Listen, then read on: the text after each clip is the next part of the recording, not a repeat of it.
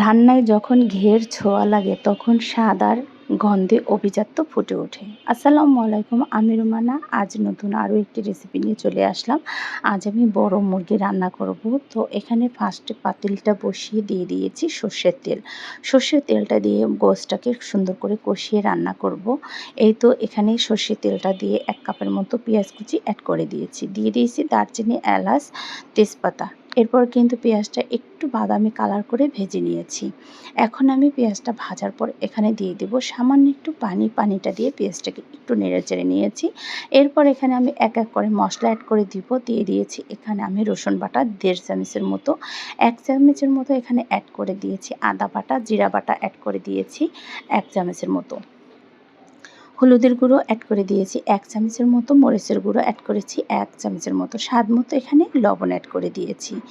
আর এই তো এক এক করে কিন্তু সব মশলাই অ্যাড করেছি। এরপর কিন্তু মশলাটা সুন্দর করে কষিয়ে নেব। আর মশলাটা কিন্তু যত সুন্দর কষানো হবে তরকারির স্বাদটা কিন্তু খেতে তত বেশি মজা লাগবে।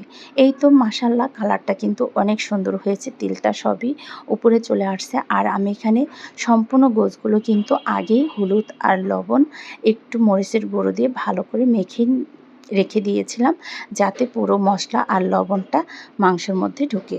এই তো এখন কিন্তু আমি এই তো মশলাটা কষানোর পরে কিন্তু এখানে গোশগুলো অ্যাড করে দিয়েছি। অ্যাড করে দিয়ে এখন মশলার সাথে যত সুন্দর করে কষিয়ে নেওয়া যাবে ততই কিন্তু খেতে দুর্দান্ত হবে। এই তো গোশটা কিন্তু আমি মশলার সাথে একটু ভালো করে একটু নেড়েচেড়ে নিয়েছি। এরপর ঢাকনা দিয়ে ঢেকে দিয়েছিলাম। এটা যেহেতু লেয়ার মুরগি শক্ত, তাই এটা যত সুন্দর করে এটা লো আঁচে কষানো যাবে ততই কিন্তু খেতে ভালো লাগবে। আর এটার মধ্যে কিন্তু আমি বেশি পানি দেব না। এই অল্প পানির মধ্যেই কিন্তু আমি গোশটাকে সুন্দর করে কষিয়ে নেব। তো এই পানিটা দিয়ে একদম লো আঁচে গোশটাকে যত সুন্দর করে কষিয়ে নেওয়া যায়। এই তো আমি কিছুক্ষণ পর পরই কিন্তু ঢাকনা তুলে একটু নেড়েচেড়ে দিয়েছি, কারণ যাতে পাতিলের নিচে লেগে না যায়। মাশাআল্লাহ, অনেক সুন্দর একটা ফ্লেভার বের হয়েছে। সর্ষের তেলে মুরগি কষানোটা পুরো ঘরটাই যেন মৌ মৌ করছে। আর এই তো আরও কিছুক্ষণ এভাবে আমি কষিয়ে নেব। তো কষানো প্রায় শেষের দিকে। মাশাআল্লাহ, মাংসটা কিন্তু অর্ধেকটাই সিদ্ধ হয়ে আসছে। এরপরে কিন্তু আমি এখানে আলুগুলো অ্যাড করে দিয়েছি। তো এখানে কিন্তু একটু গোছের মধ্যে আলু না দিলে কিন্তু ভালো লাগে না। সব সময় কিন্তু এখানে আমি আলু দিয়ে রান্না করি। আর এখানে কিন্তু অল্প পরিমাণে আলু দিয়েছি যাতে এটা খেতে ভালো লাগে। আর এখানে আমি মিডিয়াম ঝোল রাখবো মাখা মাখা করে। এই তো আলুটা দিয়েও একটু গোশটা সুন্দর করে কষিয়ে নিয়েছি। কষানোর পরে এরপর এখানে অ্যাড করে দিব ঝোল।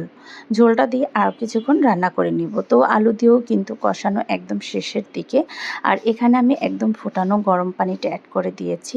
গরম পানিটা এখন ঝোলটা দিয়ে একটু নেড়ে ছেড়ে ঢাকনা দিয়ে ঢেকে পুরো রান্নাটা সেরে নেব। একদম রান্নার শেষেই কিন্তু এখানে আমি ঘিটা ব্যবহার করব, যাতে ফ্লেভারটা সুন্দর আসে। আর এই তো ঝোলটা দিয়ে এখন আমি আরও কিছুক্ষণ এভাবে ঢাকনা দিয়ে ঢেকে রেখে দিয়েছিলাম। তো কিছুক্ষণ পর ঢাকনা তুলে রান্নার এই তো নেড়েচেড়ে নিয়েছি। মাশাআল্লাহ, অনেক সুন্দর একটা ঘ্রাণ বের হয়েছে আর একদম মাখা মাখা হয়েছে রান্নাটা। আর এভাবে কিন্তু মাখা মাখা ঝোলটাই কিন্তু খেতে বেশি ভালো লাগে। এটা কিন্তু সাদা পোলাওর সাথে খেতে কিন্তু অসম্ভব মজা লাগে। আর রান্নার পরে এই তো আমি এখানে 2 চামচের মতনই ঘি অ্যাড করে দিয়েছি। আর এটা কিন্তু একদমই খাঁটি ঘি। এই তো ঘিটা দিয়ে একটু নেড়েচেড়ে নিয়েছি। রান্নাটা শেষের দিকে আমি এখানে দিয়ে দিয়েছি কিছু বেরেস্তা। মাশাআল্লাহ, অনেক সুন্দর হয়েছিল খেতে সাদা পোলাওর সাথে। আল্লাহ হাফেজ।